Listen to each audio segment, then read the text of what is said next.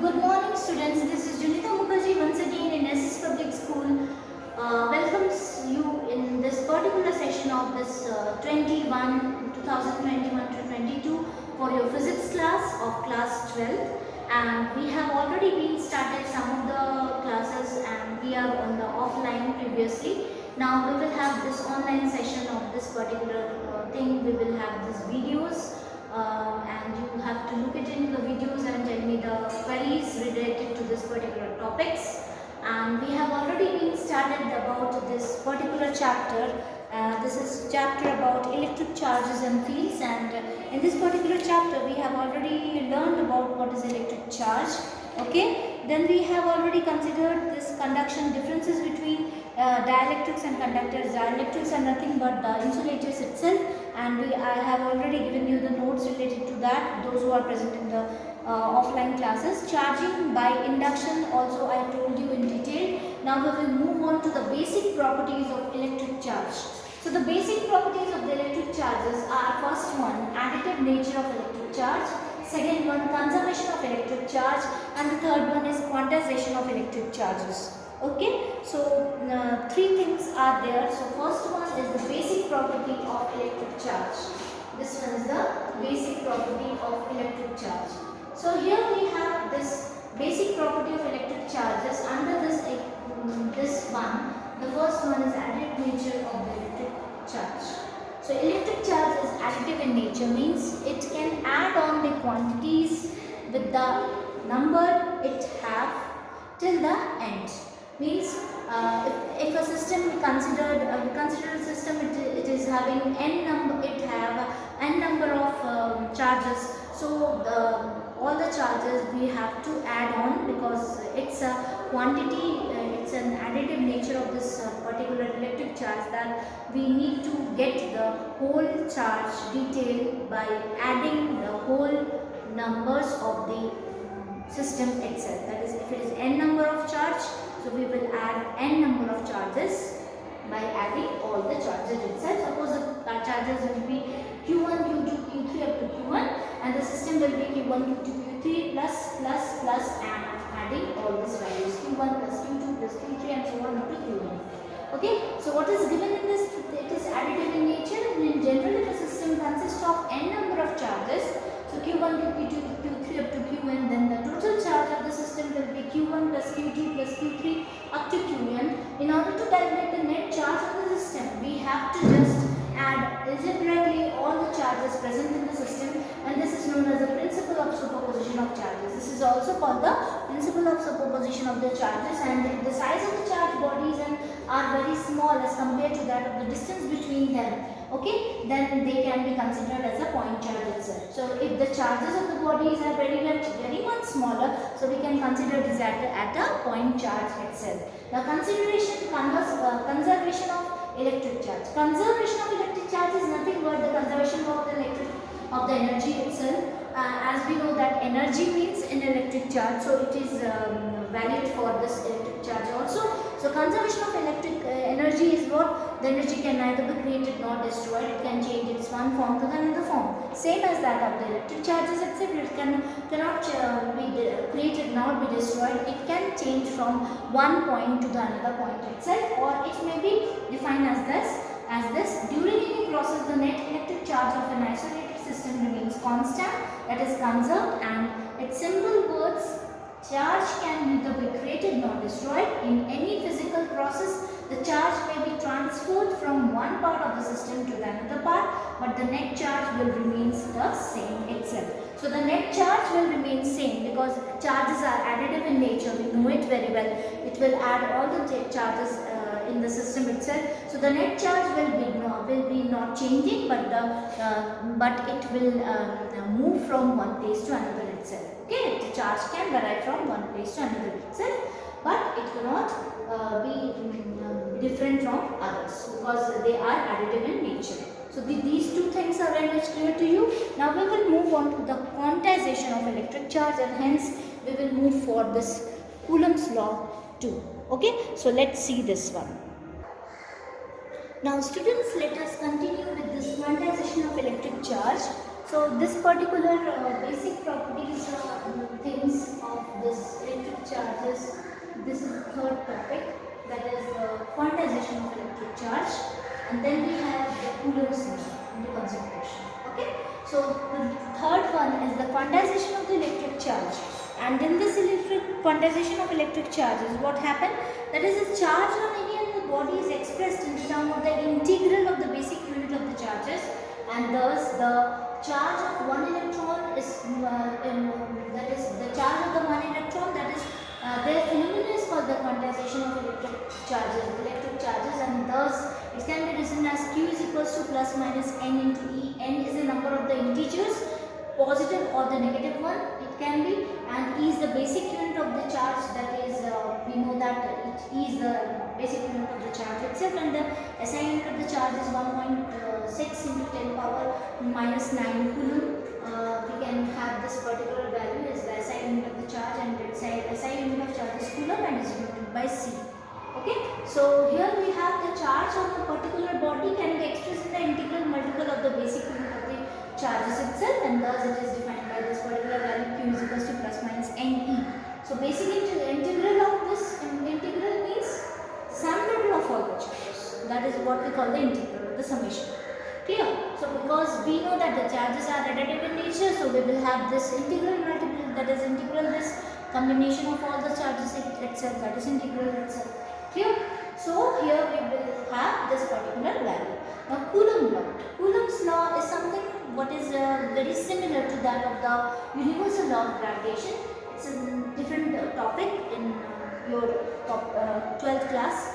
This is the first topic which is related to the universal law of gravitation, and in which the universal law of gravitation, we know that the force is directly proportional to the masses of the two objects and is inversely proportional to the square of the distance between them. There we are taking the masses, but here we are taking the charges. Here we will take two charges Q1 and Q2, and the distance between them is r square. It is defined by this particular value, where F is equal to K into Q1 Q2 upon R1 R2 R square, where K is the particular constant we are taking as a proportionality constant here, and K value is equal to 1 upon 4 by epsilon 0, where epsilon 0 is the permittivity of the free space, that is 8.85 into 10 power minus 12 centimeter coulomb square, Newton raised to minus 1 and meter raised to minus 2. It is called the permittivity of the free space, and when we are taking this particular value, it is equal to 9 into 10 power 9 Newton meter square coulomb raised to minus 2, and if we are taking Q1 Q2 and it is equal to C 1 coulomb and R value is equal to 1 centimeter, then F will be equal to 10 into 9 into 10 power 9 Newton. Okay, so because force is the unit of force is Newton, so we are taking this value as Newton itself. So we will continue with this particular topic, as we know that in this particular topic we will have the statement also for this Coulomb's law, and the statement is the force of the interaction between the attraction or the repulsion between the two stationary objects in the vacuum is directly proportional to the product of the mass charges and inversely proportional to the square of the distance between them.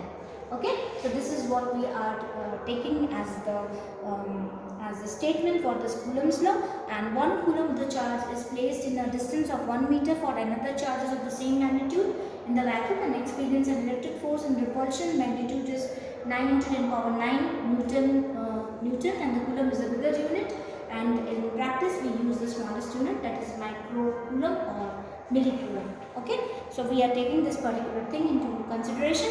Now we will continue with the absolute permittivity of the medium, that is dielectric constant. So, and Coulomb's law in vector form. So we will continue with that. This previously let us do the statement of the Coulomb's law. I am going to write the statement for you in the board. So students, the particular statement for this Coulomb's law is the force of interaction between attraction or repulsion between the two stationary point charges in vacuum is directly proportional to the product of the charges and inversely proportional to the square of the distance between them. So this is what the Coulomb's law says, and we have obtained the formula, that is obtained F is equals to 9 into 10 power 9 Newton. For that, 1 coulomb is the charge that when placed at a distance of 1 meter from one another charge of same magnitude of vacuum experiences an electric force or repulsion of magnitude 10 to 9 into 10 power 9 Newton, and coulomb is the biggest unit, and in practice we use smaller units like microcoulomb or millicoulomb we are using. Now we will continue with the absolute permittivity of the medium, okay, which is also called the dielectric constant. And absolute permittivity is nothing but mu, the value mu or epsilon, not mu, epsilon value is what we call the absolute permittivity of the medium itself. So we are taking the forces between the two charges Q1 and Q2. We are located at a distance apart from each other in a medium. As is expressed as m medium is equal to 1 upon 4 pi epsilon Q1 Q2 upon r square. So mu is the absolute permittivity of the medium, and now we will have F vacuum upon F medium, that is 1 upon 4 pi epsilon 0 Q1 Q2 upon R1, that is 1 upon 4 pi epsilon 0 Q1 Q2 upon R square. That will be equal to equating these two dividing these two terms, we will cancel this particular term and we will get mu epsilon upon epsilon 0. Epsilon 0 is, you know it very well, permittivity of the free space as you know it, and its value I have already told you in the previous topic, that is in Coulomb's law. And we will have this absolute permittivity of the dielectric constant, that is mu, epsilon is what we call the relative permittivity of the medium with respect to the value ER, that is epsilon r is what we call the relative permittivity of the medium with respect to the vacuum, and we will have the dielectric constant K, we know it very well, okay, K is the dielectric constant here, and we will have this value, this ratio, that is epsilon upon epsilon 0 is denoted by ER, that is relative permittivity. So let us do this particular thing, that is I am going to tell you what is the relative permittivity in the board itself. So let us do that one. So I will be doing this one. Let's see. So students, the ratio epsilon upon epsilon 0 is denoted by the value ER, which is called the relative permittivity of the medium, and with respect to the vacuum it is, and it is also denoted by K, called the dielectric constant of the medium, and it has no unit being a ratio, because it is a ratio only, and this ratio is what we call K or ER, where K is the dielectric constant, you know it very well, and we will have this particular value of K is equals to the previous equation, that is different from the Coulomb's law. So in the Coulomb's law case, K had a different value, but in this particular ratio, that is in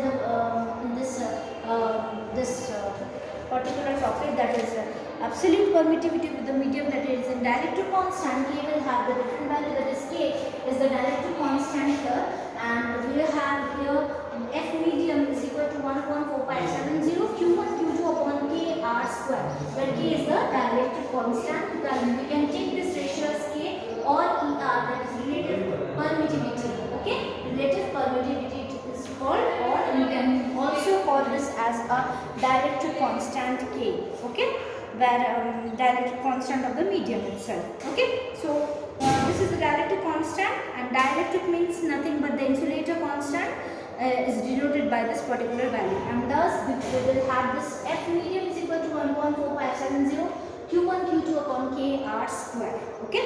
Now this particular topic is finished, and now we will continue with the Coulomb's law in the vector form, and we will have this comparison of the Coulomb law with gravitational law, and we will have superposition principle and so on, which will be concluded in the next session of this 12th class in the next video, including in continuation with this particular part. So see you in the next video. If you have any type of comment, please comment in the comment section, and if you have any doubt regarding any topic, please comment, and please do comment if there is some mistakes in the video. Okay, thank you students.